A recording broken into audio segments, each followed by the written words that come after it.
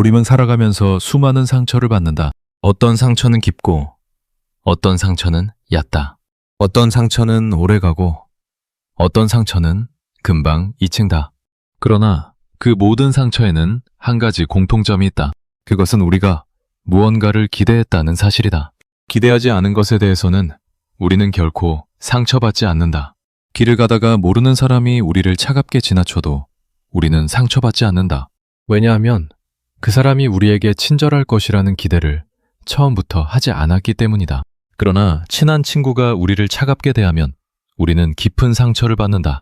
같은 차가움인데 한쪽은 아무렇지도 않고 다른 한쪽은 가슴이 무너지는 듯한 고통을 준다. 그 차이는 어디에서 오는가? 그것은 외부의 행동이 아니라 우리 안의 기배에서 온다. 쇼펜하우어가 평생에 걸쳐 인간의 고통을 들여다본 끝에 도달한 가장 본질적인 통찰이 바로 이것이다. 그는 인간이 받는 모든 상처의 근원을 추적해 들어가면 그 끝에 반드시 기대라는 것이 자리 잡고 있다고 보았다. 우리가 어떤 일에 분노하든, 어떤 사람에게 실망하든, 어떤 상황에서 절망하든 그 모든 감정의 뿌리에는 우리가 그 일이 다른 모습이기를 바랐던 마음이 있다. 우리는 친구가 우리를 챙겨주기를 바랐고, 자녀가 우리의 마음을 알아주기를 바랐으며, 배우자가 우리에게 더 다정하기를 바랐다. 그 바람이 어긋났을 때 우리는 상처를 받는다. 만약 그 바람이 처음부터 없었다면 우리는 상처받지 않았을 것이다. 이런 말이 처음에는 너무 차갑게 들릴 수 있다. 어떻게 사람이 아무것도 기대하지 않고 살아갈 수 있느냐고 반문할 수도 있다. 사랑하는 가족에게 기대하지 않는 것이 어떻게 가능하며 친한 친구에게 기대하지 않는 것이 어떻게 사람의 정의라고 할 수 있느냐고. 그러나 쇼펜하우어가 말하고자 하는 것은 사랑하지 말라는 뜻도 아니고 관계를 끊으라는 뜻도 아니다. 그가 우리에게 알려주고자 하는 것은 우리가 평소에 얼마나 많은 기대를 무의식적으로 품고 살아가는지, 그리고 그 무의식적인 기대들이 우리에게 얼마나 많은 상처를 가져다 주는지를 깨달으라는 것이다. 우리는 우리의 기대를 인식하지 못한 채 그것에 끊임없이 배신당하면서 살아간다. 그 배신감의 본질이 사실은 우리 자신이 만들어낸 환상의 결과라는 것을 깨닫지 못한다. 생각해보자. 우리가 어떤 모임에서 친구들과 함께 시간을 보냈는데 그 가운데 한 친구가 우리에게 별로 말을 걸지 않았다고 하자. 우리는 집에 돌아오는 길에 그 일을 곱씹는다. 그 친구가 왜 그랬을까? 내가 무엇을 잘못했나? 그 친구가 나를 싫어하게 된 것은 아닐까? 이런 생각들이 우리 마음을 갉아먹는다. 그러나 잠시 멈추어 생각해보자. 우리는 그 친구가 우리에게 말을 걸어줄 것이라는 기대를 하고 있었다. 그것이 당연하다고 여겼다. 그런데 그 당연함이 어디에서 왔는가? 그것은 우리 마음속에 우리도 모르게 자리 잡은 기배일 뿐이다. 그 친구는 우리에게 말을 걸어야 할 의무가 없었고, 어쩌면 그날 자신만의 어떤 사정이 있었을 수도 있으며, 어쩌면 단순히 그날 컨디션이 좋지 않았을 수도 있다. 그런데 우리는 그 모든 가능성을 무시한 채 그 친구의 행동을 우리에 대한 거부로 해석한다. 그 해석이 우리에게 상처를 준다. 이런 일은 우리의 일상에서 끊임없이 일어난다. 부모가 자녀에게 전화를 걸었는데 자녀가 바쁘다며 짧게 끊었을 때 부모는 서운함을 느낀다. 자녀가 부모의 안부를 더 자상하게 물어줄 것이라는 기대가 있었기 때문이다. 직장에서 한 동료에게 일을 부탁했는데 그가 마지못해 도와주는 듯한 인상을 받았을 때 우리는 마음이 상한다. 그 동료가 흔쾌히 도와줄 것이라는 기대가 있었기 때문이다. 부부 사이에서도 마찬가지이다. 결혼기념일을 배우자가 잊었을 때 우리는 큰 상처를 받는다. 배우자라면 그날을 기억해 줄 것이라는 기대가 있었기 때문이다. 같은 상황을 만약 직장 동료가 잊었다면 우리는 아무런 상처도 받지 않았을 것이다. 그것은 우리가 직장 동료에게는 그런 기대를 하지 않기 때문이다. 여기서 우리는 한 가지 중요한 사실을 발견하게 된다. 같은 행동, 같은 무관심, 같은 잊음이라 할지라도 그것이 우리에게 상처가 되는지 아닌지는 그 행동을 한 사람이 누구인지가 아니라 우리가 그 사람에게 어떤 기대를 품고 있었는지에 따라 결정된다는 것이다. 다시 말해, 상처는 외부에서 오는 것이 아니라 우리 내부에서 만들어진다. 우리가 받는 모든 상처는 사실 우리 자신이 만든 것이다. 우리가 그 기대를 품지 않았더라면 우리는 상처받지 않았을 것이다. 쇼펜하우어가 인간의 본성에 대해 깊이 사유한 결과 그는 인간이 본래 욕망의 존재라고 보았다. 우리는 끊임없이 무언가를 원하고 무언가가 일어나기를 바라며 무언가가 우리에게 주어지기를 기대한다. 이 욕망과 기대가 우리를 살아 움직이게 하는 동력이지만 동시에 우리에게 끊임없는 고통을 가져다주는 원천이기도 하다.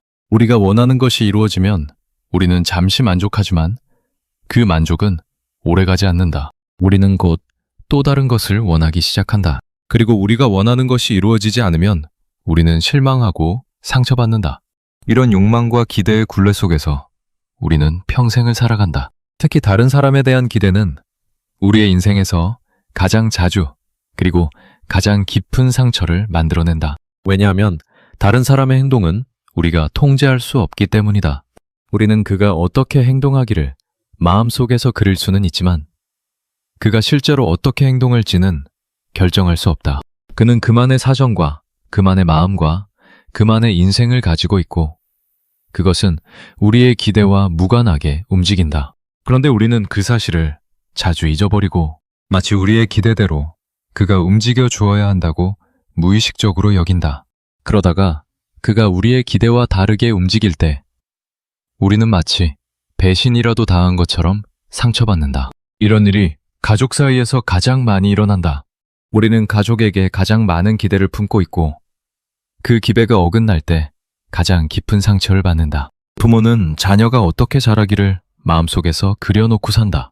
자녀가 어떤 직업을 가지기를, 어떤 사람과 결혼하기를, 어떤 식으로 효도하기를 그려놓는다. 그러나 자녀는 그런 그림을 알지 못하고 안다 해도 그대로 따를 의무가 없다. 자녀는 자신의 인생을 살아갈 뿐이다. 그 자녀가 부모의 그림과 다른 길을 갈 때 부모는 깊은 실망을 느낀다. 그리고 그 실망이 부모와 자녀 사이에 보이지 않는 벽을 세운다. 부모는 자녀에게 서운하다고 말하고 자녀는 부모를 답답하게 여긴다. 두 사람 모두 상처를 받지만 그 상처의 진짜 원인이 무엇인지는 알지 못한다. 자녀의 입장에서도 마찬가지이다. 자녀는 부모가 자신을 어떻게 대해야 한다고 마음속에 그림을 그려놓는다. 부모가 자신의 선택을 존중해 주기를, 자신의 마음을 알아주기를, 자신을 비교하지 않기를 바란다. 그런데 부모는 그 자녀의 그림을 알지 못하고 자신만의 방식으로 자녀를 사랑한다. 부모는 부모의 시대와 부모의 방식으로 살아왔고 자녀에 대한 사랑도 그 방식으로 표현된다. 그것이 자녀의 마음에 들지 않으면 자녀는 상처받는다. 부모는 나를 이해하지 못한다고, 부모는 나를 사랑하지 않는다고 자녀는 결론 짓는다.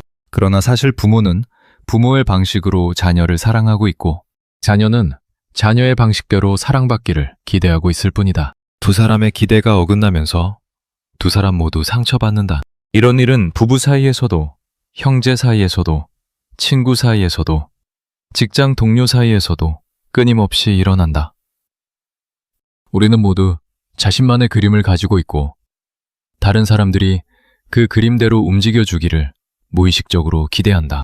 그런데 다른 사람들도 자신만의 그림을 가지고 있고 그들의 그림은 우리의 그림과 다르다. 이 어긋남 속에서 우리는 끊임없이 상처를 주고받는다. 그리고 그 상처의 진짜 원인이 무엇인지를 깨닫지 못한 채 다른 사람을 탓하거나 자신을 탓하면서 살아간다. 쇼펜하우어가 우리에게 전하고자 하는 첫 번째 진실이 바로 이것이다. 우리가 받는 모든 상처는 우리 자신이 만든 기대의 결과이고 그 기대의 크기에 비례해서 상처의 깊이가 결정된다. 같은 일을 겪어도 큰 기대를 품었던 사람은 큰 상처를 받고 작은 기대를 품었던 사람은 작은 상처를 받으며 아무 기대도 품지 않았던 사람은 상처조차 받지 않는다. 그러므로 우리가 상처로부터 자유로워지고 싶다면 우리는 우리의 기대를 들여다보아야 한다. 우리가 어떤 기대를 품고 있는지, 그 기대가 어디에서 왔는지, 그 기대가 정말로 합리적인 것인지를 정직하게 살펴보아야 한다. 여기서 한 가지 의문이 들 수 있다. 그렇다면 우리는 아무것도 기대하지 않고 살아가야 하는가? 그것이 가능한 일인가? 그리고 그렇게 살면 인생이 너무 무미건조해지지 않겠는가? 이것은 매우 자연스러운 의문이고 우리가 깊이 생각해 볼 만한 문제이다. 그러나 쇼펜하우어가 말하고자 하는 것은 모든 기대를 완전히 없애라는 것이 아니다. 그것은 인간으로서 불가능한 일이다. 그가 말하고자 하는 것은 우리가 품은 기대를 인식하고 그것이 합리적인 것인지를 따져보며 가능한 한 그 기대를 줄여나가는 것이다. 기대를 줄이는 만큼 우리의 상처도 줄어들고 우리의 마음도 가벼워진다. 또한 기대를 줄인다는 것은 무관심해진다는 의미가 아니다. 우리는 가족을 사랑할 수 있고 친구를 아낄 수 있으며 동료를 존중할 수 있다. 그러나 그들이 우리에게 어떻게 행동해 주기를 기대하지는 않는다. 그들이 우리에게 잘해주면 그것은 고마운 일이고 그들이 우리에게 잘해주지 않으면 그것은 그들의 사정이다. 이런 마음으로 살아갈 때 우리는 다른 사람과의 관계에서 상처받지 않으면서도 그들을 진정으로 사랑할 수 있다. 오히려 기대 없이 사랑할 때 우리의 사랑은 더 순수해진다. 우리는 보답을 바라지 않고 그저 사랑하기 때문이다. 쇼펜하우어가 인간관계의 가장 깊은 모순에 대해 통찰한 것이 있다. 그는 우리가 누군가를 더 사랑할수록 그 사람에 대한 기대도 커지고 기대가 커질수록 상처받을 가능성도 커진다고 보았다. 그래서 우리는 가장 사랑하는 사람으로부터 가장 큰 상처를 받는다. 이것이 인간관계의 슬픈 진실이다.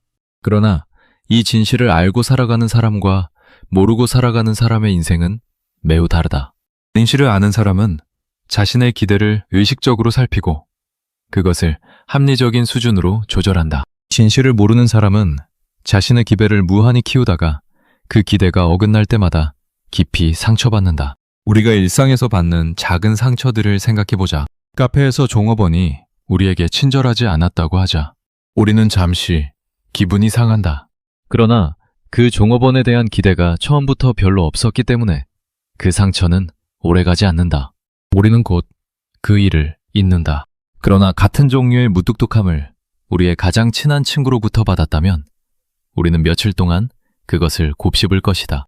그 친구에 대한 우리의 기대가 컸기 때문이다. 우리는 그 친구라면 우리에게 다정하게 대해야 한다고 무의식적으로 여기고 있었던 것이다. 이런 패턴을 인식하기 시작하면 우리는 우리의 일상이 얼마나 많은 무의식적인 기대로 가득 차 있는지를 깨닫게 된다. 아침에 일어나면 가족이 따뜻한 인사를 해줄 것이라는 기대, 직장에 가면 동료들이 우리를 인정해 줄 것이라는 기대, 친구들과 만나면 그들이 우리의 이야기에 관심을 가져줄 것이라는 기대, 집에 돌아오면 배우자가 우리의 하루를 물어봐 줄 것이라는 기대. 우리의 하루는 이런 작은 기대들로 가득 차 있고 그 기대들이 어긋날 때마다 우리는 작은 상처를 받는다. 하루에 받는 상처들이 아주 작아 보일지 몰라도 그것이 매일 누적되면 어느 순간 우리의 마음을 무겁게 만든다. 특히 나이가 들수록 우리는 자신이 받은 상처들을 더 잘 기억하게 된다. 젊을 때는 그날의 상처가 다음날에 새로운 일에 묻혀 잊혀지지만 나이가 들수록 그 상처들이 마음 한구석에 차곡차곡 쌓인다. 어떤 사람들은 노년에 이르러 인간관계에 대한 깊은 환멸을 느끼게 되는데 그 환멸의 본질을 들여다보면 평생에 걸쳐 받아온 작은 상처들의 누적이다. 그리고 그 모든 상처의 뿌리에는 우리가 무의식적으로 품어왔던 기대들이 있다. 만약 우리가 평생에 걸쳐 그 기대들을 조금씩 줄여왔다면 우리의 노년은 훨씬 가벼웠을 것이다. 쇼펜하우어가 말한 인생의 가벼움이라는 개념이 바로 여기에서 나온다. 그는 인생을 무겁게 만드는 가장 큰 요인이 우리의 기대라고 보았다. 우리가 인생에 대해, 다른 사람에 대해, 자신에 대해 너무 많은 기대를 품으면 우리의 인생은 그 기대들의 무게에 짓눌리게 된다. 그러나 우리가 그 기대들을 하나씩 내려놓으면 우리의 인생은 점점 가벼워진다.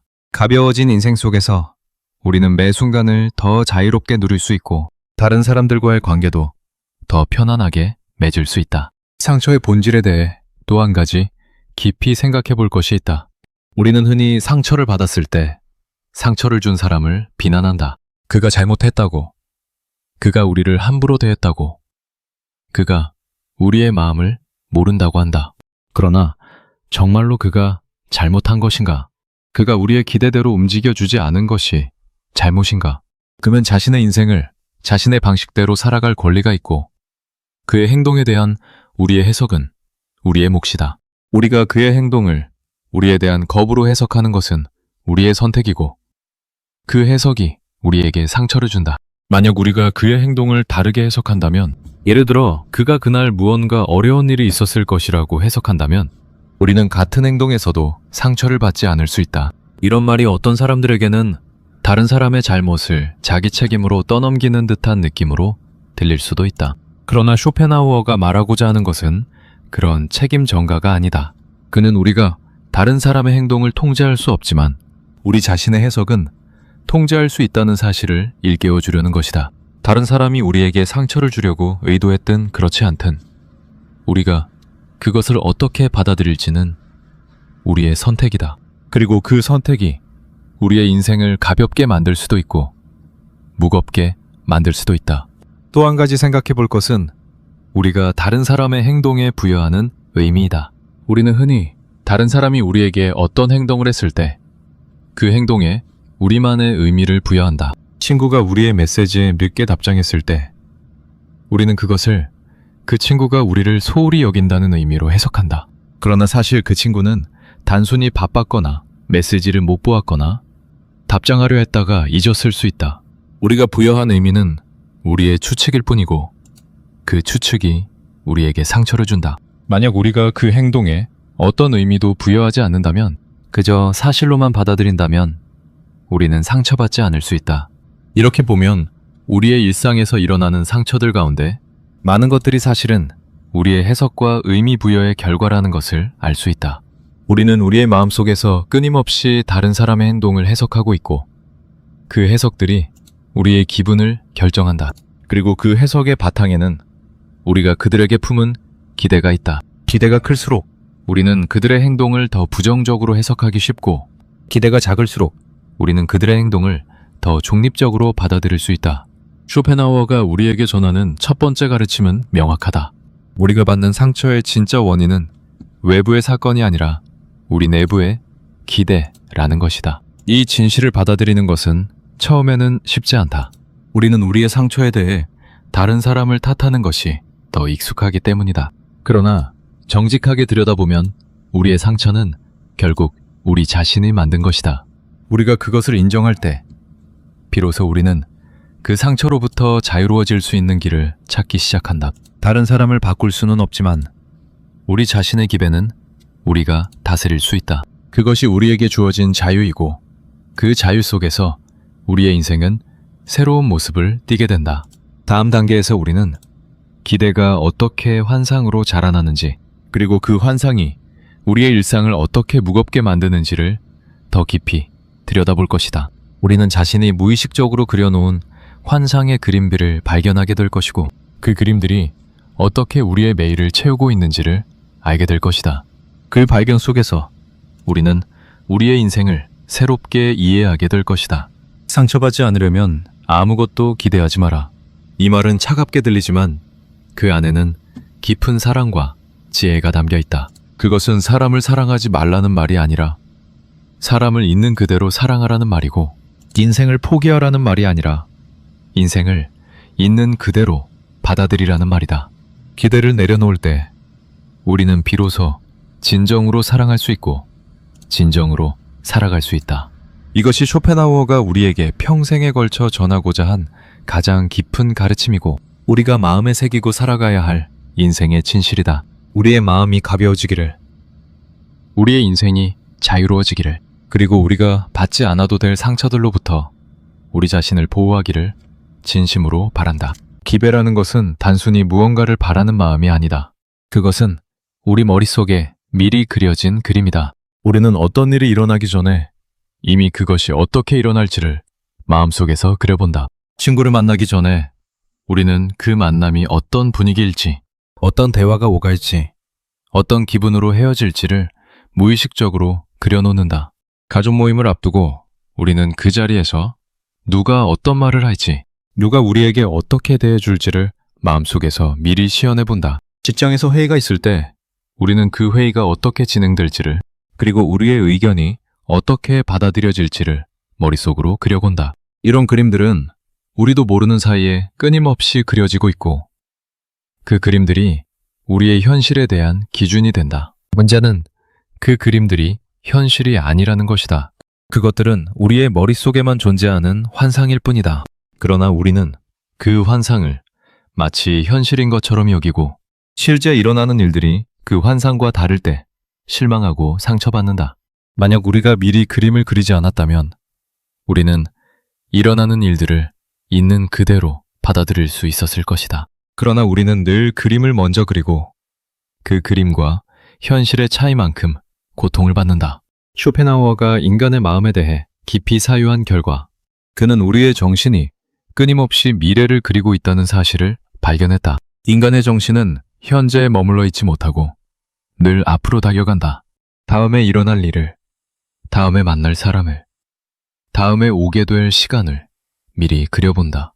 이런 그리기는 우리를 미래에 대비하게 해주는 좋은 면도 있지만 동시에 우리에게 끊임없는 상처의 원천이 된다.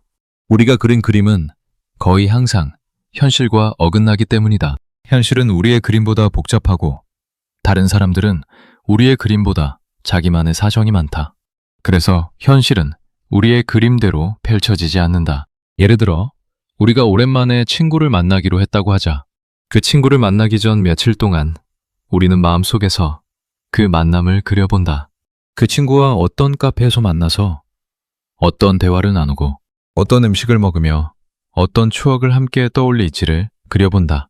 우리는 그 그림 속에서 그 친구가 매우 반갑게 우리를 맞아주고 우리의 안부를 자상하게 묻고 우리의 이야기를 깊이 들어줄 것이라고 그린다.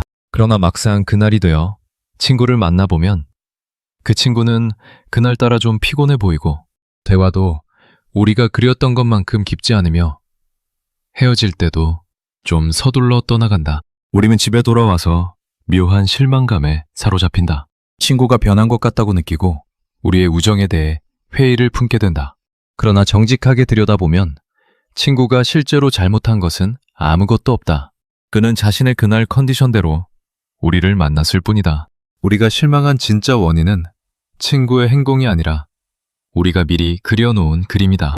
우리는 그 그림을 절대적인 기준으로 삼고 있었고 현실이 그 그림과 어긋나는 만큼 상처받았다. 만약 우리가 처음부터 그림을 그리지 않았다면 우리는 그 친구를 있는 그대로 만났을 것이고 그날의 만남을 있는 그대로 받아들였을 것이다. 이런 환상은 우리의 결혼 생활에서 가장 두드러지게 나타난다. 결혼하기 전 우리는 결혼이라는 것에 대해 마음속에 거대한 그림을 그려놓는다. 결혼하면 매일 사랑하는 사람과 함께 식사를 하고 주말마다 함께 시간을 보내며 어려운 일이 있을 때마다 서로 위로해주는 동반자가 곁에 있을 것이라고 그려본다. 이 그림은 매우 아름답고 우리는 그 그림에 매료되어 결혼을 결심한다. 그러나 막상 결혼해보면 현실은 그 그림과 매우 다르다. 배우자는 우리가 생각한 것처럼 다정하지 않을 때도 있고 우리의 마음을 알아주지 않을 때도 있으며 자기만의 시간을 더 원할 때도 있다. 우리는 점점 실망하고 그 실망이 결혼 생활을 무겁게 만든다. 이 실망의 진짜 원인은 배우자가 아니라 우리가 결혼 전에 그려놓은 환상의 그림이다. 그 그림이 너무 완벽했기 때문에 어떤 현실도 그것을 충족시킬 수 없었다. 만약 우리가 결혼에 대해 더 현실적인 그림을 그렸다면 또는 아예 그림을 그리지 않고 결혼이라는 새로운 삶의 형태를 있는 그대로 받아들였다면 우리는 훨씬 가벼운 마음으로 결혼 생활을 해나갈 수 있었을 것이다. 같은 배우자, 같은 일상이라도 우리의 기대 수준에 따라 그것은 행복으로 느껴질 수도 있고 실망으로 느껴질 수도 있다. 쇼펜하우어가 결혼과 사랑에 대해 깊이 사유한 부분이 있다. 그는 인간이 사랑에 빠질 때 가장 큰 환상을 만들어낸다고 보았다. 우리는 사랑하는 사람을 있는 그대로 보지 못하고 우리의 환상으로 그를 채색해서 본다. 우리가 사랑하는 사람은 사실 그 사람 자체가 아니라 우리가 그 사람에 투영한 환상의 모습이다. 시간이 지나 환상이 벗겨지고 그 사람의 진짜 모습이 보이기 시작하면 우리는 깊은 실망을 느낀다. 그가 변한 것이 아니라 우리의 환상이 사라진 것일 뿐인데 우리는 그것을 그가 변했다고 해석한다. 이것이 많은 부부들이 결혼 생활 몇 년 후에 겪는 깊은 실망의 본질이다. 부모와 자녀 사이에서도 환상은 끊임없이 작동한다. 부모는 자녀가 태어나기 전부터 그 자녀에 대한 그림을 그리기 시작한다. 자녀가 어떤 성격을 가지기를, 어떤 재능을 보여주기를, 어떤 길을 가기를 그려본다. 자녀가 자라면서 부모의 그림은 점점 구체화되고 부모는 자신의 그림을 자녀의 인생의 기준으로 삼게 된다. 그러나 자녀는 부모의 그림과 무관하게 자신의 인생을 살아간다. 자녀는 자신만의 성격과 자신만의 관심사와 자신만의 길을 가진다. 그것이 부모의 그림과 어긋날 때 부모는 깊은 실망을 느낀다. 부모는 자녀가 자신의 마음을 몰라준다고 한탄하지만 사실 자녀는 부모의 그림 속 인물로 태어난 것이 아니라 자기 자신으로 태어났을 뿐이다. 자녀의 입장에서도 부모에 대한 환상이 있다. 자녀는 부모가 어떤 부모이기를 마음속에 그려놓는다. 자신을 늘 이해해주고 자신의 편을 들어주며 자신을 자랑스러워해주는 부모를 그린다. 그러나 실제 부모는 자신만의 한계와 자신만의 어려움과 자신만의 시대적 한계를 가진 사람이다. 부모는 부모의 방식대로 자녀를 사랑하지만 그 방식이 자녀의 그림과 다를 때 자녀는 실망한다. 자녀는 부모를 원망하기 시작하고 그 원망이 평생 마음 한구석에 자리 잡는다. 그러나 그 원망의 진짜 뿌리는 자녀가 그려놓은 환상의 부모이다. 이렇게 보면 가족 안에서 일어나는 수많은 갈등과 상처가 사실은 서로의 환상이 부딪히는 데서 나온다는 것을 알 수 있다. 부모는 자녀에 대한 환상을 가지고 있고 자녀는 부모에 대한 환상을 가지고 있으며 형제 자매 사이에서도 서로에 대한 환상이 있다. 이 모든 환상이 현실과 어긋날 때 가족은 서로 상처를 주고받는다. 가족이라서 더 가깝고 더 사랑한다고 여기지만 사실 가족이라서 더 많은 환상을 품고 더 깊이 상처받는다. 쇼펜하우어가 인간의 환상에 대해 가장 깊이 통찰한 부분은 우리가 자신의 환상을 환상으로 인식하지 못한다는 것이다. 우리는 우리가 그린 그림을 그림이 아니라 현실이라고 여긴다. 우리는 그 그림이 너무나 자연스럽고 너무나 당연하다고 느끼기 때문에 그것이 우리 자신이 만든 환상이라는 사실을 깨닫지 못한다. 그래서 우리는 다른 사람들이 우리의 그림대로 움직여주지 않을 때 그들이 잘못한 것이라고 여긴다. 우리는 우리의 그림이 모든 사람이 따라야 할 자연스러운 기준이라고 무의식적으로 가정한다. 그러나 그것은 단지 우리의 환상일 뿐이고 다른 사람들에게는 그들 자신의 환상이 있을 뿐이다. 이런 환상의 충돌을 가장 잘 보여주는 예가 부부싸움이다. 부부가 싸울 때 두 사람은 모두 자신이 옳다고 여긴다. 그런데 정작 들여다보면 두 사람은 서로 다른 환상을 가지고 살아가고 있을 뿐이다. 한 사람은 부부라면 매일 함께 식사를 해야 한다고 여기고 다른 사람은 부부라도 각자의 시간이 필요하다고 여긴다. 한 사람은 부부라면 모든 것을 공유해야 한다고 여기고 다른 사람은 부부라도 사적인 영역이 있어야 한다고 여긴다. 이 두 환상은 어느 쪽도 절대적으로 옳은 것이 아니다. 그저 서로 다른 그림일 뿐이다. 그러나 두 사람은 자신의 그림을 절대적인 진리로 여기고 상대방을 잘못된 사람으로 몰아간다. 이런 충돌이 반복되면 결혼 생활은 점점 무거워진다. 직장에서도 환상은 끊임없이 작동한다. 우리는 직장이라는 것에 대해 마음속에 그림을 그려놓는다. 능력이 있으면 인정받고 노력하면 보상받으며 성실하면 진급한다는 그림이다. 그러나 현실의 직장은 그 그림대로 돌아가지 않는다. 능력이 있어도 인정받지 못할 때가 있고 노력해도 보상받지 못할 때가 있으며 성실해도 진급하지 못할 때가 있다. 인간관계와 운과 시기가 모두 영향을 미치기 때문이다. 우리가 그려놓은 직장의 그림이 너무 완벽했을 때 우리는 현실의 직장에서 끊임없이 실망하고 상처받는다. 어떤 사람들은 그 실망을 이기지 못해 직장을 자주 옮기거나 사회생활 자체에 회의를 품게 되기도 한다. 친구 관계에서도 환상은 깊이 작동한다. 우리는 진정한 친구라는 것에 대해 마음속에 그림을 그려놓는다. 진정한 친구라면 어려울 때 곁에 있어주고 비밀을 지켜주며 나의 모든 면을 이해해 줄 것이라고 그려본다. 그러나 현실의 친구들은 그 그림대로 행동하지 않는다. 어려울 때 곁에 있지 못할 때도 있고 비밀을 의도하지 않게 흘릴 때도 있으며 우리의 어떤 면을 이해하지 못할 때도 있다. 그것은 그들이 나쁜 친구이기 때문이 아니라 그들도 인간이기 때문이다. 그러나 우리는 친구에 대한 환상의 그림을 가지고 있기 때문에 그들의 그런 모습에 깊이 실망한다. 이런 환상들이 우리의 일상에 어떻게 작동하는지를 정직하게 들여다보면 우리는 우리가 살아가는 매 순간이 환상의 검증 작업이라는 사실을 깨닫게 된다. 우리는 매 순간 우리의 그림과 현실을 비교하고 있고 그 비교의 결과에 따라 기뻐하거나 실망한다. 거의 대부분의 경우 현실은 그림과 어긋나기 때문에 우리는 끊임없이 작은 실망들을 누적시키며 살아간다. 하루가 끝날 무렵 우리가 무언가 모르게 지치는 이유가 바로 여기에 있다. 우리는 하루 종일 환상과 현실의 충돌을 겪으면서 그때마다 작은 상처를 받았기 때문이다. 쇼펜하우어가 우리에게 가르치고자 하는 것은 우리가 품은 환상을 환상으로 인식하라는 것이다. 우리가 마음속에 그리는 그림들이 절대적인 진리가 아니라 우리 자신이 만든 그림일 뿐이라는 사실을 깨달으라는 것이다. 이 깨달음이 시작되면 우리는 우리의 환상에 대해 거리를 둘 수 있게 된다. 우리는 여전히 그림을 그리겠지만 그 그림이 현실과 다를 수 있다는 사실을 미리 인정하게 된다. 그러면 현실이 그림과 어긋날 때 우리는 덜 상처받는다. 우리는 그것을 자연스러운 일로 받아들일 수 있다. 또한 우리가 다른 사람을 볼 때 우리의 환상의 필터를 거치지 않고 있는 그대로 보는 연습을 해야 한다. 친구를 만날 때 그 친구가 어떻게 행동해야 한다는 그림 없이 그 친구를 그저 그 사람으로 만나는 것이다.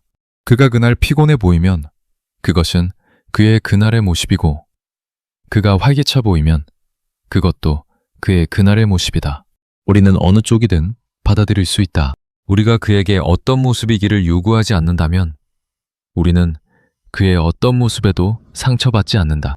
이렇게 환상의 그림을 내려놓는 연습을 하다 보면 우리는 우리의 일상이 점점 가벼워지는 것을 느끼게 된다. 매 순간이 우리의 그림과 비교되지 않고 있는 그대로 받아들여지기 때문이다.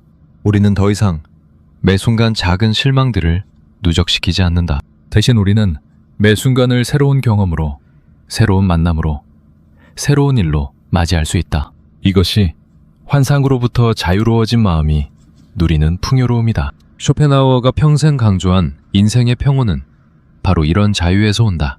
그는 우리가 우리의 환상을 인식하고 그것을 내려놓을 수 있을 때 비로소 진정한 평온에 가까이 갈 수 있다고 보았다. 환상을 가진 사람은 환상에 끊임없이 배신당하면서 살아가지만 환상을 내려놓은 사람은 현실을 있는 그대로 받아들이며 살아간다. 후자의 삶이 훨씬 가볍고 훨씬 자유롭다. 물론 환상을 완전히 내려놓는 것은 인간으로서 불가능한 일이다.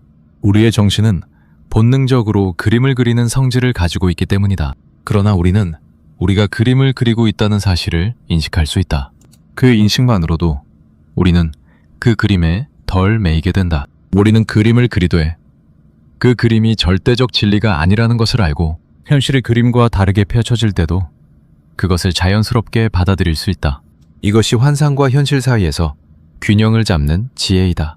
또 한 가지 중요한 것은 우리가 그리는 환상의 내용을 좀 더 부드럽게 만드는 것이다. 어떤 환상은 너무 완벽하고 너무 이상적이어서 어떤 현실도 그것을 충족시킬 수 없다. 우리가 그리는 그림이 그렇게 완벽하다면 우리는 끊임없이 실망할 수밖에 없다. 그래서 우리는 우리의 그림을 좀 더 현실적이고 좀 더 너그럽게 만들 필요가 있다. 친구는 늘 우리에게 봐정해야 한다는 그림이 아니라 친구도 사람이니 어떤 날은 다정하고 어떤 날은 그렇지 않을 수 있다는 더 현실적인 그림으로 바꾸는 것이다. 이렇게 그림을 바꾸어 가면 우리의 상처는 점점 줄어든다. 쇼펜하우어가 말한 인생의 지혜는 결국 우리 자신의 마음을 다스리는 데 있다. 우리는 외부 세계를 통제할 수 없지만 우리 내부의 환상은 어느 정도 다스릴 수 있다. 그 다스림이 우리에게 평온을 가져다 주고 그 평온이 우리의 인생을 가볍게 만든다. 환상을 인식하고 환상을 부드럽게 만들며 가능한 한 환상을 내려놓는 연습을 하는 것이 쇼펜하우어가 우리에게 권하는 인생의 길이다. 다음 단계에서 우리는 가까운 사람일수록 어떻게 더 큰 상처가 되는지를 깊이 들여다볼 것이다. 모르는 사람의 차가움은 우리에게 아무런 영향도 미치지 않지만 가족의 차가움은 우리를 무너뜨릴 수 있다. 같은 차가움인데 왜 그 영향이 그렇게 다른지 그 차이의 본질이 무엇인지를 살펴보게 될 것이다. 그 살펴봄 속에서 우리는 가까운 관계에서의 상처의 본질을 더 깊이 이해하게 될 것이다. 기배는 환상이고 환상은 무게이다. 우리는 우리도 모르는 사이에 수많은 환상의 무게를 짊어지고 살아가고 있다. 그 무게를 인식하고 조금씩 내려놓을 때 우리의 인생은 점점 가벼워진다. 쇼펜하우어가 우리에게 전하고자 하는 가장 깊은 가르침이 바로 이 가벼워짐의 길이고, 우리는 그 길을 한 걸음씩 걸어갈 수 있다. 우리의 마음이 환상으로부터 자유로워지기를, 우리의 일상이 그림 없이 있는 그대로 받아들여지기를, 그리고 우리가 우리 자신이 만든 환상의 무게로부터 가벼워지기를 진심으로 바란다. 가장 깊은 상처는 가장 가까운 사람으로부터 온다. 이것이 인간관계의 가장 슬픈 진실이다. 우리는 거리에서 마주치는 모르는 사람들로부터는 거의 상처받지 않는다. 그들이 우리를 차갑게 지나치든 무뚝뚝하게 대하든 무시하는 듯한 태도를 보이든 우리에게는 큰 영향이 없다. 그러나 가족이나 가까운 친구가 같은 행동을 보이면 우리는 며칠 동안 그것을 마음에 품고 살게 된다. 같은 차가움인데 어째서 그 영향이 이렇게 다른가? 그것은 우리가 가까운 사람에 대해 훨씬 더 큰 기대를 품고 있기 때문이다. 가깝다는 것은 곧 기대가 크다는 의미이고, 기대가 크다는 것은 곧 상처받을 가능성이 크다는 의미이다. 쇼펜하우어가 인간관계의 본질을 가장 차갑게 들여다본 부분이 바로 여기이다. 그는 우리가 누군가에게 가까이 다가갈수록 그 사람에 대한 기대가 자연스럽게 커진다고 보았다. 우리는 그 사람을 친구라고 부르기 시작하면서 친구라면 응당 어떻게 해야 한다는 그림을 그리기 시작하고, 우리는 그 사람을 가족이라고 인식하면서 가족이라면 응당 어떻게 해야 한다는 기준을 세우기 시작한다. 이런 그림과 기준이 가까움이라는 이름 아래 무의식적으로 자라나면서 우리는 그 그림과 기준에 어긋나는 모든 행동에 대해 깊이 상처받게 된다. 그래서 가까운 관계는 사실 가장 위험한 관계이기도 하다. 거기에서 우리는 가장 큰 사랑을 받을 수도 있지만 가장 큰 상처도 받게 된다. 부부 사이에서 일어나는 일들을 한번 떠올려 보자. 결혼 초기에는 작은 일에도 서로 감동하고 작은 배려에도 서로 고마워한다. 그러나 시간이 지나면 같은 배려가 더 이상 감동스럽지 않게 된다.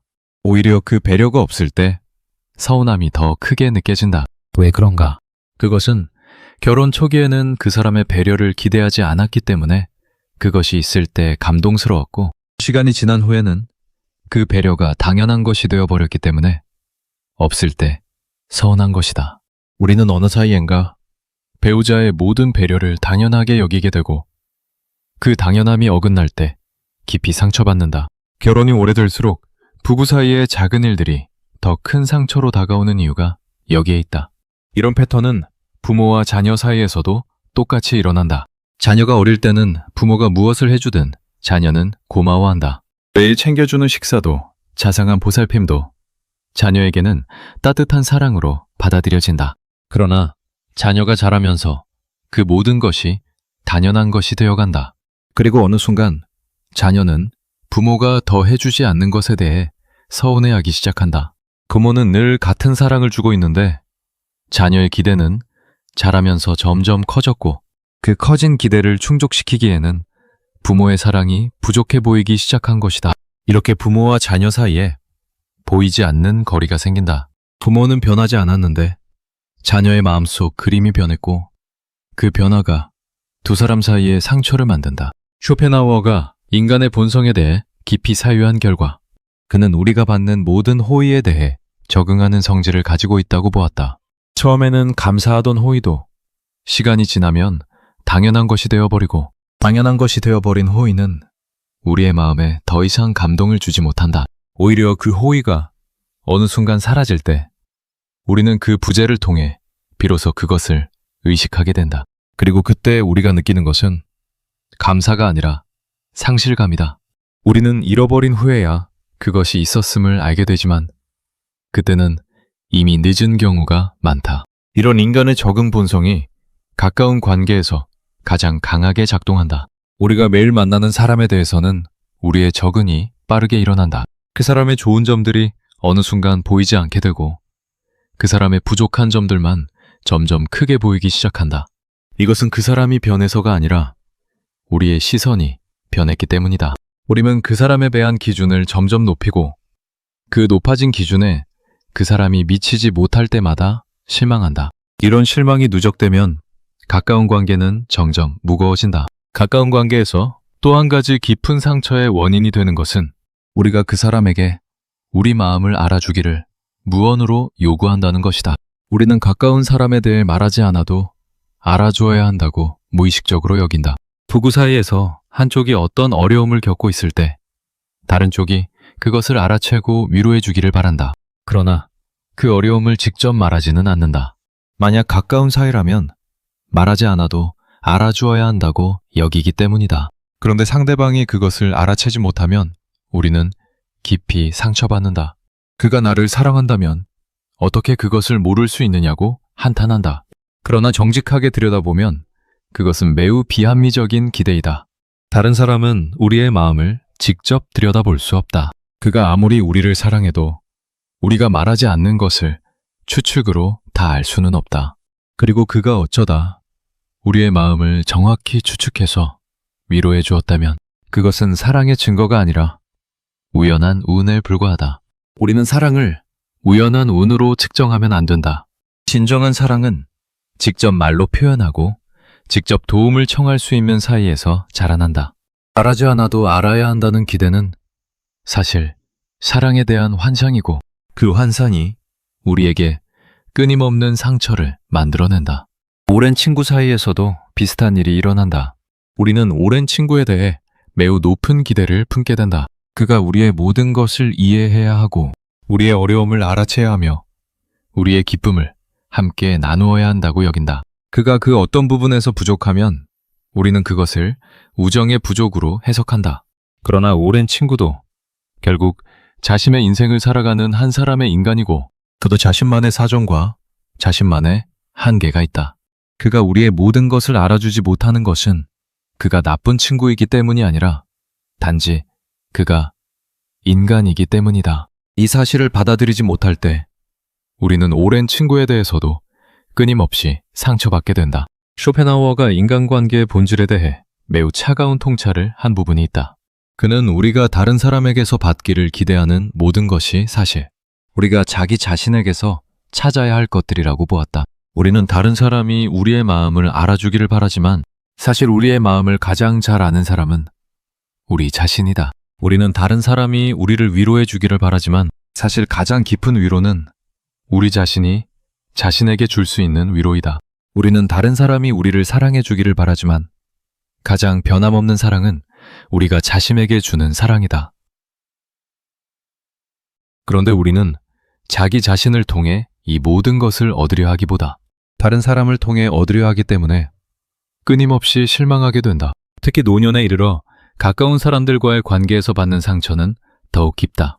자녀가 자라서 자기의 인생을 살아가기 시작하면 부모는 자녀에 대한 기대가 어긋나는 것을 자주 경험하게 된다.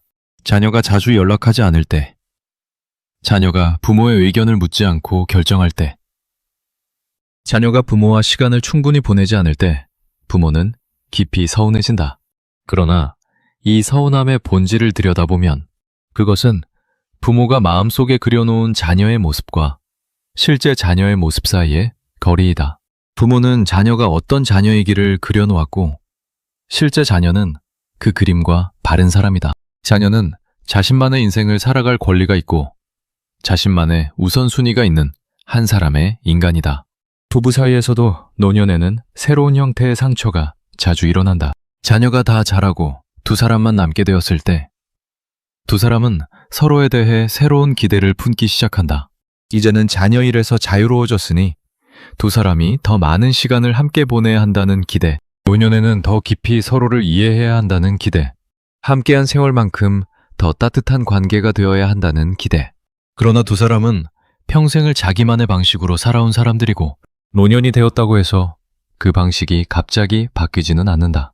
한쪽은 새로운 친밀함을 기대하고 다른 한쪽은 평소처럼 자기만의 시간을 원할 때 두 사람 사이에 깊은 거리감이 생긴다.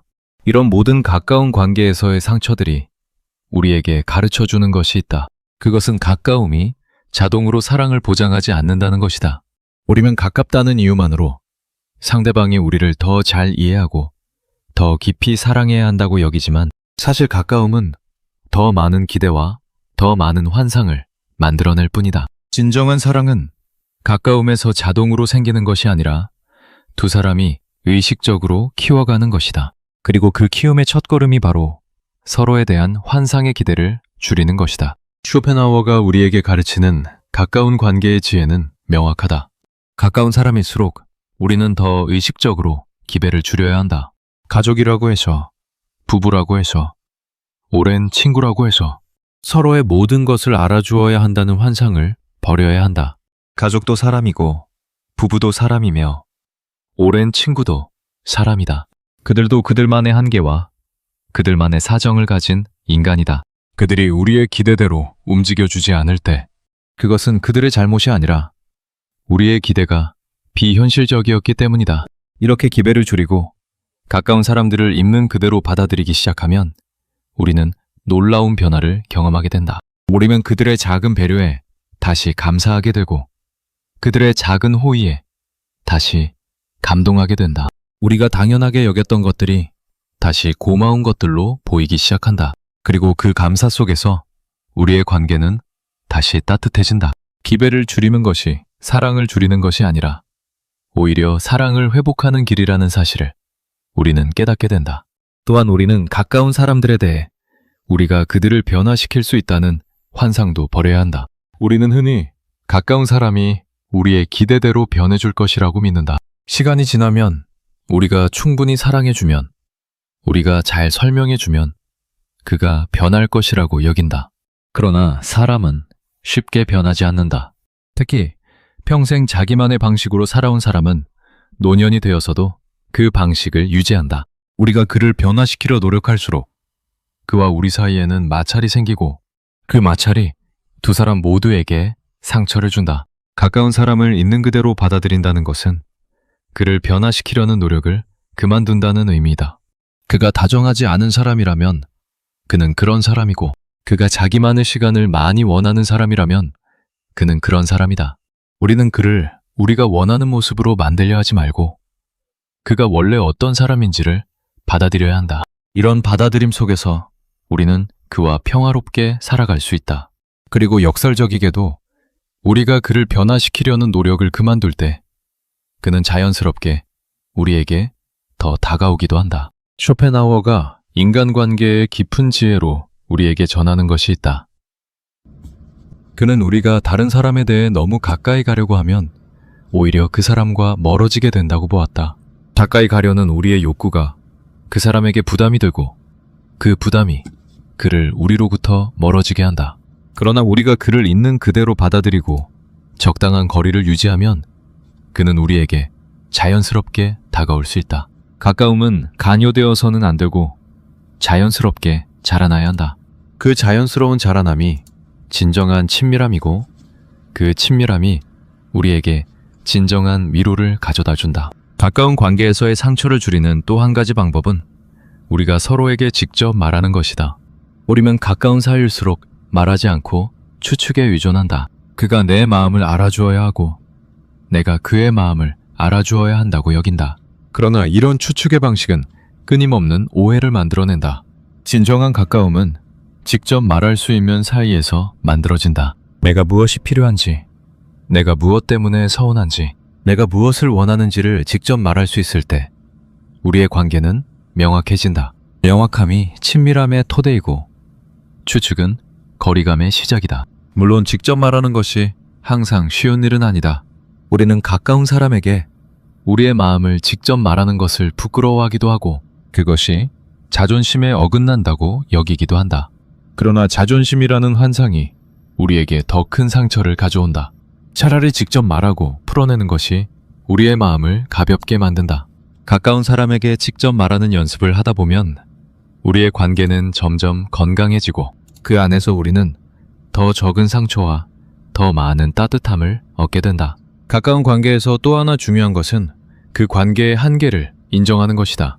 우리는 흔히 가까운 사람이 우리의 모든 욕구를 채워줘야 한다고 여긴다. 친구는 친구의 역할을, 가족은 가족의 역할을, 배우자는 배우자의 역할을 모두 완벽하게 해주어야 한다고 무의식적으로 가정한다. 그러나 한 사람이 우리의 모든 욕구를 채워줄 수는 없다.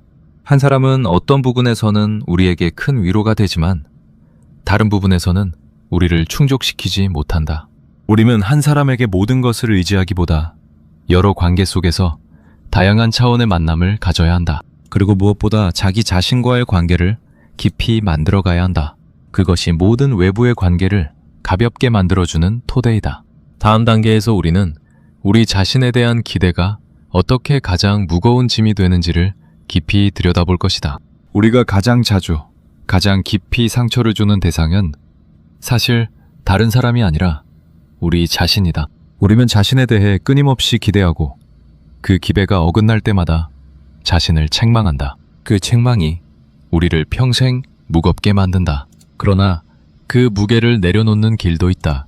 그 길을 다음 단계에서 함께 살펴보게 될 것이다. 가까운 사람일수록 더 큰 칼이 된다. 그러나 그 칼은 그 사람이 들고 있는 것이 아니라 우리 마음속의 기대가 만들어낸 것이다. 우리가 그 기대를 줄이면 그 칼도 작아진다. 가까운 사람을 있는 그대로 받아들이고 그가 우리의 환상대로 행동하지 않더라도 그를 있는 그대로 사랑할 때 우리의 가까운 관계는 비로소 평온해진다. 이것이 쇼펜하우어가 우리에게 전하는 가까운 관계의 지혜이고 우리가 평생에 걸쳐 마음에 새기고 살아가야 할 인생의 진실이다. 우리의 가까운 관계가 더 가벼워지기를, 우리의 사랑이 환삼 없이 깊어지기를, 그리고 우리가 가까운 사람들로부터 받는 상처가 줄어들기를 진심으로 바란다. 우리가 가장 자주 그리고 가장 깊이 상처를 주는 대상이 누구인지를 정직하게 들여다보면 그것은 다른 사람이 아니라 우리 자신이라는 사실을 깨닫게 된다. 우리는 다른 사람이 우리에게 주는 상처에 대해서는 민감하게 반응하면서도 우리 자신이 우리에게 끊임없이 가하는 상처에 대해서는 잘 인식하지 못한다. 그러나 가만히 들여다보면 우리의 마음을 가장 자주 무겁게 만드는 것은 우리 자신의 자기평가이고 우리 자신에게 거는 기대이며 우리 자신에 대한 끝없는 책망이다. 우리는 우리 자신의 가장 가혹한 심판자이고 그 심판이 우리의 인생을 가장 무겁게 만든다. 쇼펜하우어가 인간의 자기인식에 대해 깊이 사유한 부분이 있다. 그는 우리가 자신에 대해 품는 기대가 다른 누구에 대한 기대보다도 크다고 보았다. 우리는 다른 사람에 대해서는 너그러울 수 있어도 자기 자신에 대해서는 너그럽지 못한 경우가 많다. 다른 사람이 어떤 실수를 하면 우리는 그가 사람이니까 그럴 수 있다고 이해하지만 자신이 같은 실수를 하면 자신을 깊이 책망한다. 다른 사람이 어떤 어려움 앞에서 흔들리면 우리는 그를 위로하지만 자신이 흔들릴 때는 자신의 약함을 한탄한다. 이런 이중잣대가 우리를 평생 자기 자신과의 갈등 속에 살게 만든다. 우리가 자신에게 거는 기대를 한번 정직하게 살펴보자. 어떤 나이에 이르러서는 어느 정도의 성취를 이뤄두었어야 한다는 기대, 어떤 시점에는 안정된 가정을 꾸리고 있어야 한다는 기대, 지금쯤은 마음이 한결 평온해졌어야 한다는 기대, 이 정도 살았으면 인간관계에서 더 능숙해졌어야 한다는 기대, 자녀들에게 더 좋은 부모가 되어주었어야 한다는 기대. 이런 기대들이 우리의 마음속에 빼곡히 들어차 있고 우리는 그 기대들에 미치지 못할 때마다 자신을 책망한다. 책망이 쌓이면 자기 혐오가 되고 자기 혐오가 깊어지면 우울이 된다. 많은 사람들이 마음의 어려움을 겪는 진짜 원인을 들여다보면 그 뿌리에는 자기 자신에 대한 비현실적인 기대와 그 기대에 미치지 못하는 자신에 대한 끊임없는 비난이 있다. 특히 중년에 이르러 이런 자기 책망은 더욱 깊어지는 경향이 있다. 젊은 시절에는 앞으로의 시간이 많기 때문에 자기 자신에 대한 기대도 미래를 향해 열려 있다. 아직 시간이 있으니 앞으로 이루어가면 된다는 마음이 있다. 그러나 중년에 접어들면 시간이 점점 줄어들기 시작한다. 우리는 우리가 그리던 모습과 현재의 자신 사이의 거리를 더 분명하게 인식하게 되고 그 거리가 좁혀지지 않을지도 모른다는 불안에 사로잡힌다. 이때 우리가 자신에 대해 품었던 모든 기대들이 무거운 짐이 되어 우리를 짓누른다. 왜 나는 더 잘 살지 못했는가? 왜 나는 그때 그런 선택을 했는가? 왜 나는 지금 이 모습인가? 이런 질문들이 우리를 잠 못 들게 한다. 노년에 이르러서도 자기 자신에 대한 기대는 새로운 형태로 우리를 괴롭힌다. 이 나이가 되면 자녀들이 잘 자라 있어야 하는데 그렇지 못한 자녀를 보며 부모는 자신을 책망한다. 이 나이가 되면 경제적으로 안정되어 있어야 하는데 그렇지 못한 자신을 보며 한탄한다. 이 나이가 되면 자녀들에게 짐이 되지 말아야 하는데 건강이 좋지 않아 자녀들에게 의지해야 하는 자신을 보며 미안해한다. 이 모든 자기 책망의 바탕에는 노년이라면 응당 어떠해야 한다는 기대가 있다. 그러나 그 기대 자체가 어디에서 왔는지 살펴보면 그것은 우리 자신이 만들어낸 환상이거나 사회가 우리에게 무의식적으로 주입한 그림일 뿐이다. 쇼펜하워가 자기 자신과의 관계에 대해 가장 깊이 사유한 부분에서 그는 우리가 우리 자신을 두 사람으로 나누어 살아간다고 보았다. 한 사람은 실제 우리이고 다른 한 사람은 우리가 되어야 한다고 여기는 그림 속의 우리이다. 우리는 늘 그림 속의 우리와 실제의 우리를 비교하면서 살아가고 그 비교에서 실제의 우리는 늘 부족한 사람으로 보인다. 그림 속의 우리는 더 성공한 사람이고 더 평온한 사람이며 더 좋은 사람이다.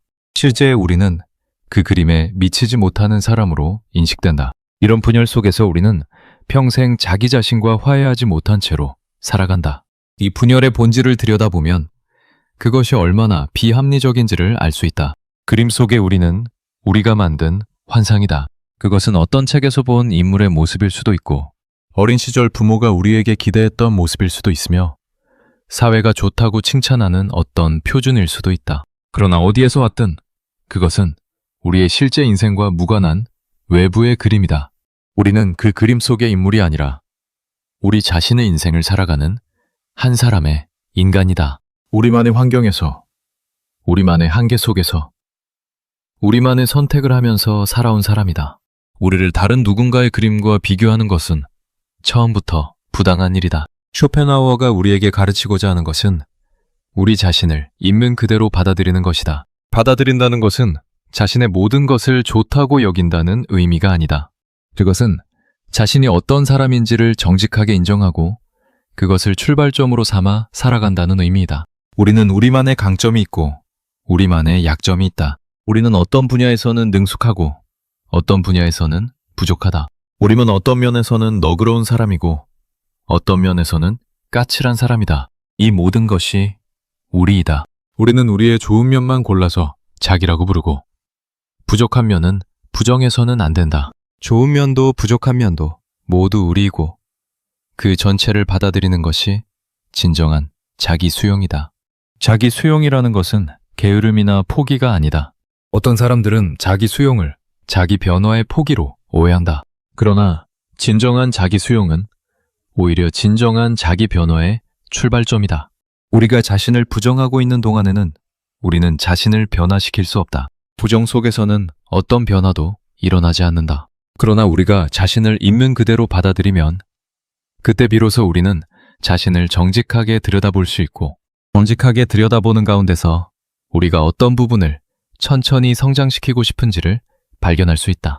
이런 변화는 자기 비남에서 나오는 변화가 아니라 자기 사랑에서 나오는 변화이고 그래서 더 깊고 더 지속적인 변화이다. 우리가 자신에 대해 품는 기대 가운데 가장 무거운 것은 다른 사람에게 어떻게 보여야 한다는 기대이다. 우리는 다른 사람에게 능력 있는 사람으로 보여야 한다고 여기고 좋은 사람으로 보여야 한다고 여기며 성공한 사람으로 보여야 한다고 여긴다. 이런 기대들이 우리의 일상을 매우 무겁게 만든다. 우리는 매 순간 다른 사람의 시선을 의식하면서 살아가고 그 시선에 비친 우리의 모습이 우리의 그림과 일치하는지를 끊임없이 확인한다. 일치하지 않을 때 우리는 자신을 책망하고 다음에는 더 잘해야겠다고 다짐한다. 이런 다짐이 누적될수록 우리의 인생은 다른 사람의 시선에 의해 결정되는 인생이 된다. 쇼펜하우어가 다른 사람의 시선에 대해 깊이 통찰한 부분이 있다. 그는 우리가 다른 사람의 시선에 의해 우리의 인생을 살아간다면 우리는 결코 자유로울 수 없다고 보았다. 다른 사람의 시선은 우리가 통제할 수 없는 것이고 우리의 어떤 모습도 모든 사람의 시선을 만족시킬 수는 없다. 어떤 사람은 우리를 좋게 볼 것이고 어떤 사람은 우리를 나쁘게 볼 것이다. 그것은 우리의 행동과 무관한 그들의 자유이다. 그런데 우리가 그 시선들에 의해 우리의 자기 평가를 결정하면 우리는 평생 외부의 평가에 휘둘리며 살아가게 된다. 자기 자신과의 평화는 다른 사람의 시선이 아니라 자기 자신과의 정직한 만남에서 온다. 특히 다양한 연령대에서 자신에 대한 기대는 다양한 형태로 우리를 괴롭힌다. 청년기에는 자신이 무엇을 이룰 수 있는지에 대한 기대가 우리를 짓누른다.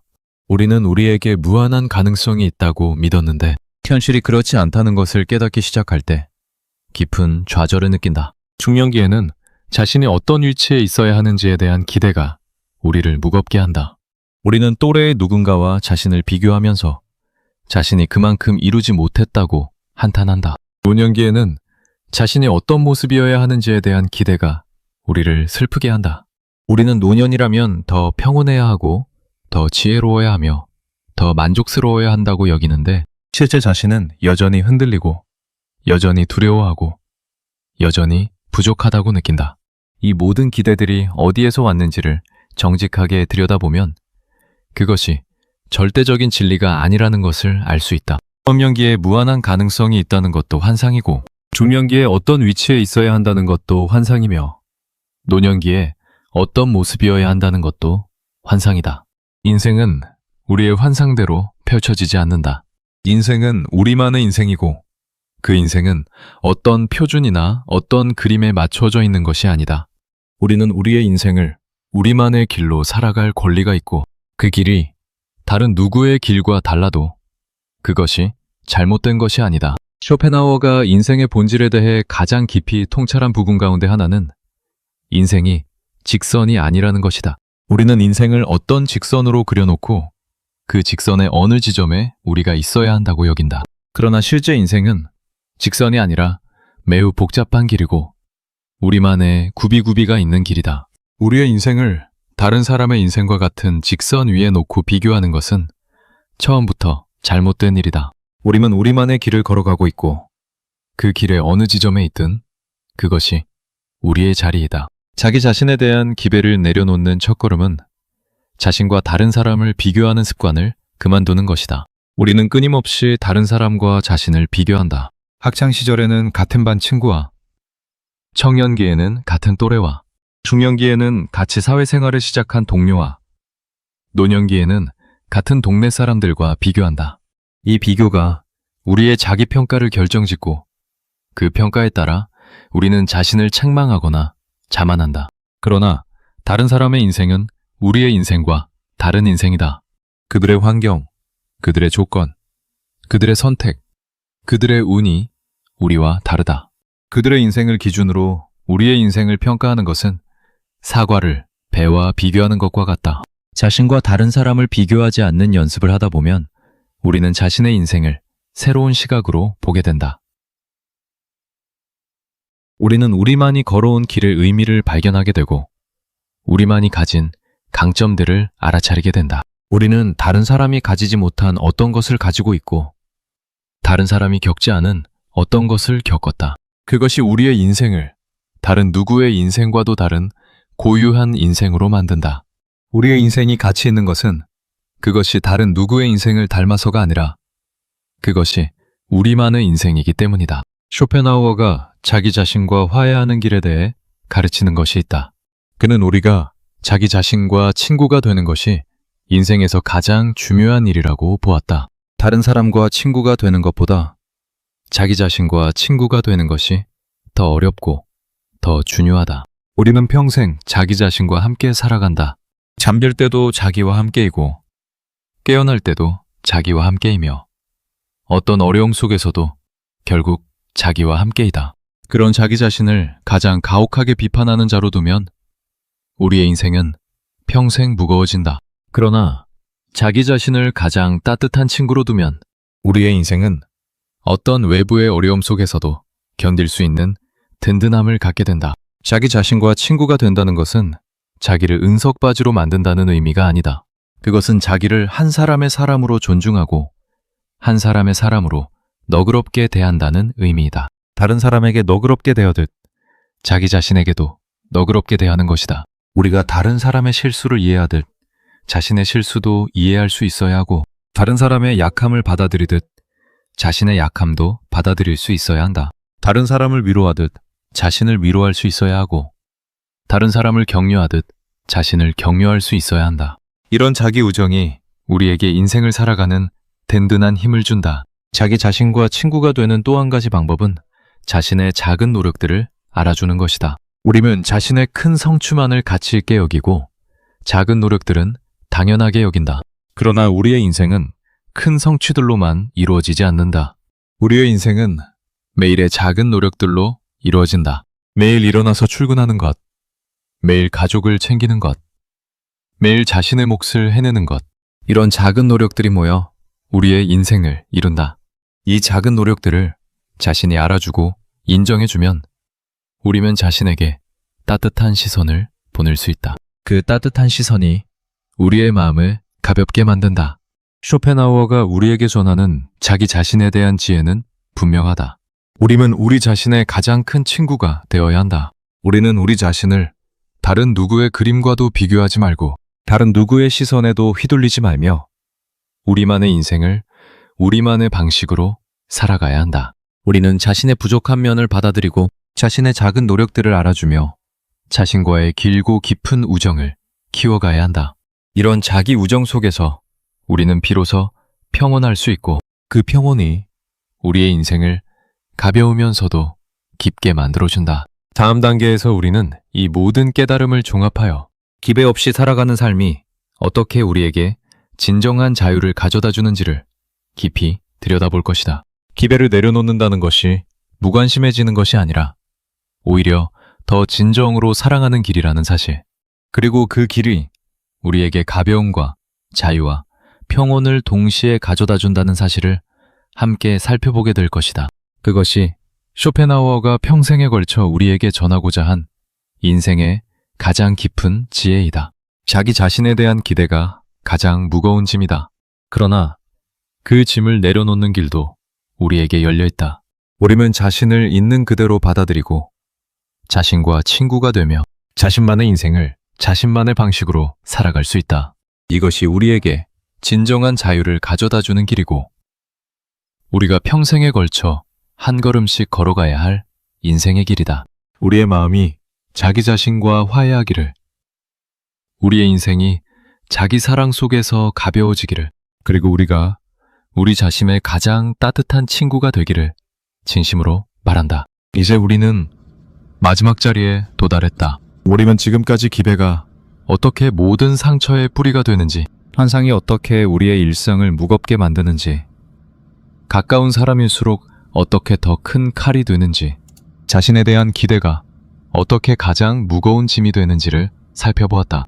그렇다면 이 모든 깨달음이 우리에게 어떤 삶의 모습을 가져다 주는가?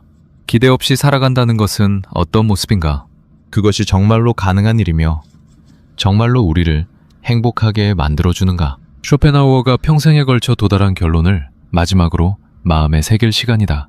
먼저 우리가 분명히 해야 할 것은 기대 없이 살아간다는 것이 무관심하게 살아간다는 의미가 아니라는 점이다. 어떤 사람들은 기배를 내려놓으라는 말을 들으면 다른 사람을 사랑하지 말라는 말로 오해한다. 그러나 그것은 정반대의 이야기이다.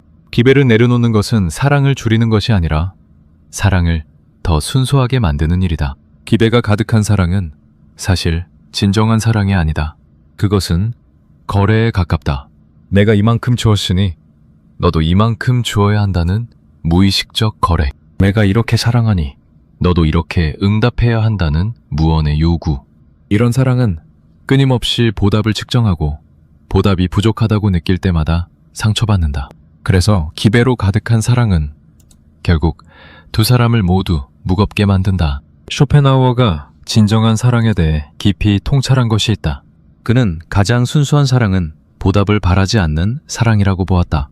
우리가 누군가를 사랑할 때 그가 우리에게 어떻게 응답해야 한다는 그림을 그리지 않고 그저 그를 사랑하는 것, 그것이 진정한 사랑이다. 이런 사랑은 응답이 없어도 흔들리지 않는다. 응답이 있다면 고마운 일이고 응답이 없다면 그것이 그의 사정이다. 어느 쪽이든 우리의 사랑은 변하지 않는다. 이런 사랑이 가능한 사람은 다른 사람의 어떤 응답에도 좌우되지 않는 깊은 평온 속에서 살아갈 수 있다. 기대 없이 살아간다는 것은 매 순간을 있는 그대로 받아들이는 삶이다. 친구가 연락해주면 고마운 일이고 연락하지 않아도 그것이 그의 사정이다. 자녀가 자상하게 대해주면 따뜻한 일이고 그렇지 않다면 자녀에게 그날의 어떤 사정이 있을 것이다. 배우자가 다정하게 대해주면 좋은 일이고 무뚝뚝해도 그가 평소에 그라는 것을 인정해주는 것이다. 이런 마음으로 살아갈 때 우리는 매 순간 작은 기쁨들을 발견하게 된다. 우리가 당연하게 여기지 않으면 모든 작은 일들이 다시 고마운 일들로 보이기 시작한다. 그리고 그 고마움 속에서 우리의 일상은 풍요로워진다. 이런 삶을 살기 위해 우리는 매일 자신의 기배를 알아차리는 연습을 해야 한다. 우리가 어떤 일을 실망했을 때 그 실망의 뿌리에 어떤 기대가 있었는지를 정직하게 들여다보는 것이다. 친구의 무심한 말 한마디에 마음이 상했다면 우리는 그 친구에게 어떤 기대를 품고 있었는지를 살펴본다. 가족의 한 행동에 서운함을 느꼈다면 우리는 그 가족에게 어떤 기대를 품고 있었는지를 점검한다. 이런 자기 점검을 반복하다 보면 우리는 우리의 일상에 얼마나 많은 무의식적 기대들이 가득 차 있는지를 깨닫게 된다. 그 깨달음이 우리를 그 기대들로부터 조금씩 자유롭게 만들어준다. 또한 우리는 매일 작은 기대 하나를 의식적으로 내려놓는 연습을 할 수 있다. 오늘 만나는 사람에 대해 어떤 기대도 품지 않고 그를 만나기. 오늘 일어나는 일에 대해 어떤 그림도 그리지 않고 그것을 받아들이기. 오늘의 자신에 대해 어떤 기준도 세우지 않고 자신을 그대로 두기. 이런 작은 연습들이 누적되면 우리의 마음은 점점 가벼워진다. 처음에는 어색하게 느껴질지 몰라도 시간이 지나면서 이런 마음의 상태가 자연스럽게 자리를 잡는다. 그리고 그 자연스러움 속에서 우리는 새로운 차원의 평온을 발견하게 된다. 쇼펜하우어가 우리에게 전하는 인생의 가장 깊은 지혜 가운데 하나는 모든 일에는 늘 두 면이 있다는 것이다. 같은 일이 누구에게는 큰 고통이 들고 누구에게는 별일 아닌 일이 된다. 그 차이는 외부의 일이 아니라 그것을 받아들이는 우리의 마음에 있다. 우리가 우리의 마음을 다스리는 법을 배우면 어떤 외부의 일도 우리를 깊이 흔들지 못한다. 비가 와도 그것을 즐길 수 있고 비가 그쳐도 그것을 즐길 수 있다. 친구가 곁에 있어도 좋고 혼자 있어도 좋다. 일이 잘 풀려도 좋고 잘 안 풀려도 그것에서 배울 것이 있다. 이런 마음의 자유가 진정한 행복의 토대이다. 기대 없이 살아간다는 것은 또한 결과에 매이지 않고 살아간다는 것이다. 우리는 흔히 어떤 일을 할 때 그 일의 결과에 대해 미리 그림을 그리고 그 그림대로 결과가 나오지 않을 때 깊이 실망한다. 그러나 우리가 통제할 수 있는 것은 우리의 노력이지 그 결과가 아니다. 결과는 수많은 변수들이 작용한 산물이고 우리의 노력만으로 결정되지 않는다. 우리의 노력은 우리가 책임지지만 결과는 우주에 맡기는 마음이 우리를 자유롭게 한다. 결과가 좋으면 그것은 행운이고 결과가 나쁘면 그것은 우리에게 무언가를 가르쳐주는 경험이다. 어느 쪽이든 우리는 받아들일 수 있다. 이런 결과로부터의 자유가 우리에게 깊은 평온을 가져다 준다. 우리는 더 이상 매 순간 결과에 대한 불안 속에서 살지 않아도 된다. 우리는 우리의 노력에 집중할 수 있고 그 노력 자체에서 의미를 발견할 수 있다. 노력의 의미가 결과에 있는 것이 아니라 노력하는 그 순간에 있다는 깨달음이 우리에게 일하는 새로운 방식을 가르쳐준다. 우리는 결과에 매달리지 않으면서도 최선을 다할 수 있고 최선을 다하면서도 결과에 흔들리지 않을 수 있다. 이런 일하는 방식이 우리에게 더 적은 스트레스와 더 깊은 만족을 가져다 준다. 특히 노년에 이르러 이런 마음가짐은 더욱 중요해진다. 노년이 되면 우리가 통제할 수 있는 것들이 점점 줄어든다. 건강도, 인간관계도, 사회적 위치도 우리의 의지대로 되지 않는다. 만약 우리가 모든 것에 대해 기대를 품고 살아왔다면 노년은 끊임없는 실망의 시기가 된다. 그러나 우리가 평생에 걸쳐 기대를 줄이는 연습을 해왔다면 노년은 깊은 평온의 시기가 될 수 있다. 우리는 일어나는 모든 일을 받아들일 수 있고 그 받아들임 속에서 매 순간의 작은 기쁨들을 누릴 수 있다. 노년의 진정한 풍요로움은 외부의 조건에서 오는 것이 아니라 이런 마음의 평온에서 온다.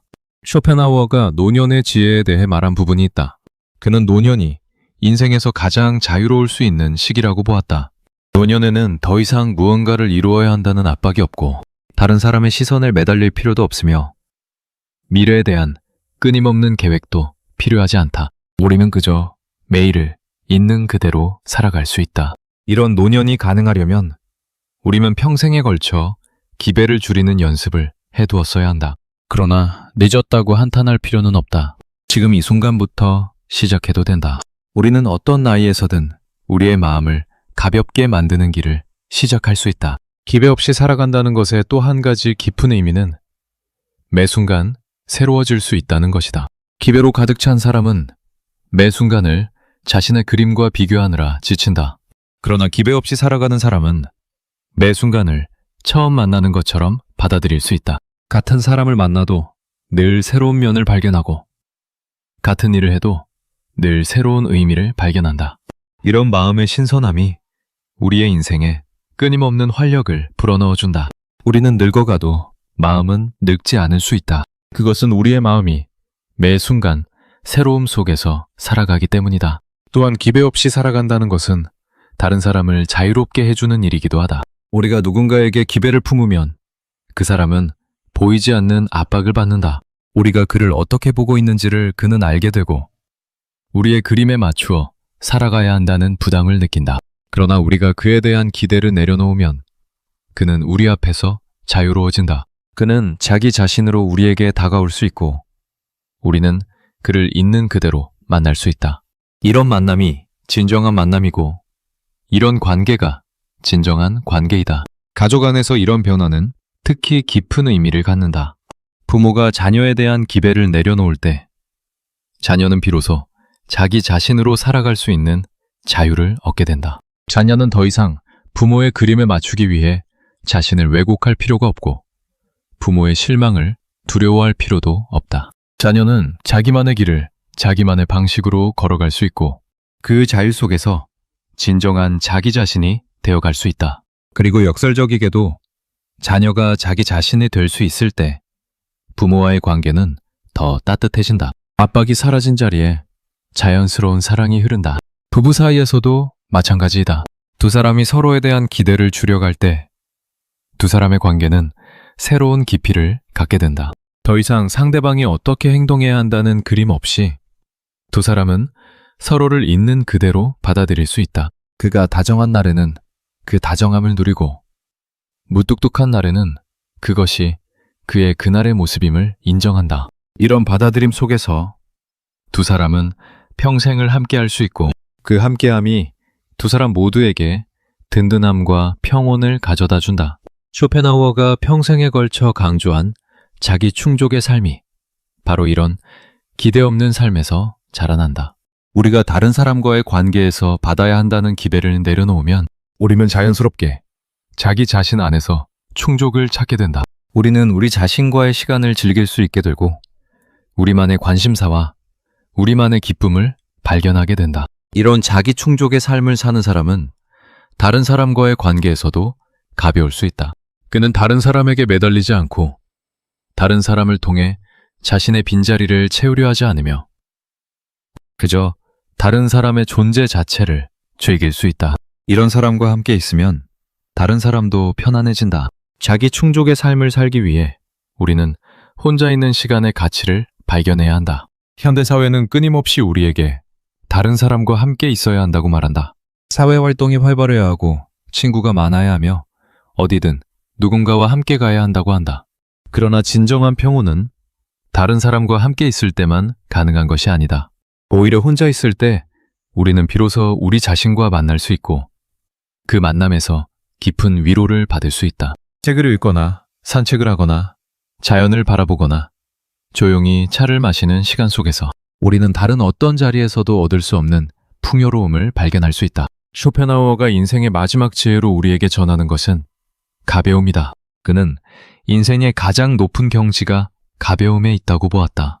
무거운 인생을 사는 사람은 매 순간 짐에 짓눌리며 살아가지만 가벼운 인생을 사는 사람은 매 순간을 자유롭게 누릴 수 있다. 가벼움은 무관심이 아니라 깊은 받아들임에서 나오는 자유이다.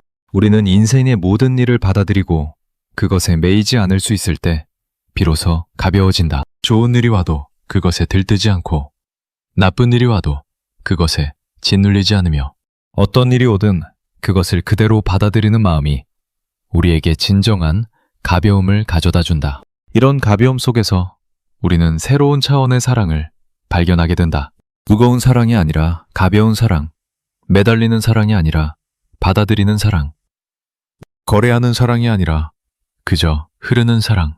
이런 사랑이 진정한 사랑이고 이런 사랑을 할 수 있는 사람이 진정으로 깊은 사람이다. 우리는 가족을 이런 사랑으로 사랑할 수 있고 친구를 이런 사랑으로 사랑할 수 있으며 우리 자신도 이런 사랑으로 사랑할 수 있다. 그 사랑 속에서 우리의 모든 관계는 따뜻해지고 깊어진다. 상처받지 않으려면 아무것도 기대하지 마라. 처음에는 차갑게 들렸던 이 말이 이제는 깊은 사랑의 말로 들리지 않는가? 그것은 사랑하지 말라는 말이 아니라 진정으로 사랑하라는 말이고 관계를 끊으라는 말이 아니라 관계를 가볍게 하라는 말이며 인생을 포기하라는 말이 아니라 인생을 자유롭게 살아가라는 말이다. 기배를 내려놓을 때 우리의 마음은 가벼워지고 가벼워진 마음으로 우리는 더 깊이 사랑할 수 있고 더 자유롭게 살아갈 수 있다. 마지막으로 우리가 마음에 새겨야 할 것은 이 모든 깨달음이 한 번에 이루어지지는 않는다는 사실이다. 기배를 내려놓는 일은 평생에 걸친 연습이다. 어느 날 우리는 잘 내려놓을 수 있을지 모르지만 다음 날에는 다시 무거운 기대에 사로잡혀 있을 수 있다. 그것이 자연스러운 일이다. 우리는 그때마다 다시 알아차리고 다시 내려놓는 연습을 반복하면 된다. 이 반복이 누적되면서 우리의 마음은 조금씩 가벼워져 간다. 어느 순간 우리는 우리가 처음 시작했던 자리에서 매우 멀리 와 있음을 발견하게 될 것이다. 그때 우리는 우리의 인생이 얼마나 자유로워졌는지를 알아차리게 될 것이다. 쇼펜하우어가 우리에게 전하는 마지막 메시지는 이것이다. 인생은 무거울 수도 있고 가벼울 수도 있다. 그것은 외부의 조건이 아니라 우리의 마음에 달려 있다. 우리는 우리의 마음을 다스리는 법을 배울 수 있고 그 다스림 속에서 어떤 외부의 어려움 속에서도 평온할 수 있다. 기배를 줄이고 환상을 인식하며 자기 자신과 친구가 되고 매 순간을 있는 그대로 받아들이는 삶. 그것이 우리에게 진정한 자유와 평온을 가져다주는 길이다. 상처받지 않는 인생, 기대 없는 인생, 가벼운 인생. 이것들은 모두 같은 인생의 다른 이름들이다. 그것은 사랑 없는 인생이 아니라 더 깊은 사랑이 가능한 인생이고 의미 없는 인생이 아니라 매 순간이 의미가 되는 인생이며 차가운 인생이 아니라 따뜻함이 흐르는 인생이다. 우리는 이런 인생을 살아갈 수 있다. 어떤 나이에서 시작해도 늦지 않다. 지금 이 순간 마음 한 자락을 내려놓는 것에서부터 그 길은 시작된다. 우리의 인생이 가벼워지기를, 우리의 마음이 자유로워지기를, 우리의 사랑이 환상 없이 깊어지기를 진심으로 바란다. 우리가 받지 않아도 될 상처들로부터 우리 자신을 보호할 수 있기를, 우리가 만들어낸 환상의 무게에서 가벼워질 수 있기를, 그리고 우리가 우리 자신과의 따뜻한 우정 속에서 매일을 살아갈 수 있기를 진심으로 바란다. 이것이 쇼펜하우어가 평생에 걸쳐 우리에게 전하고자 한 가장 깊은 가르침이고 우리가 마음에 새기고 살아가야 할 인생의 진실이다. 우리의 남은 인생이 더 가볍고 더 자유로우며 더 평온하기를 진심으로 바라며 이 시간을 마친다.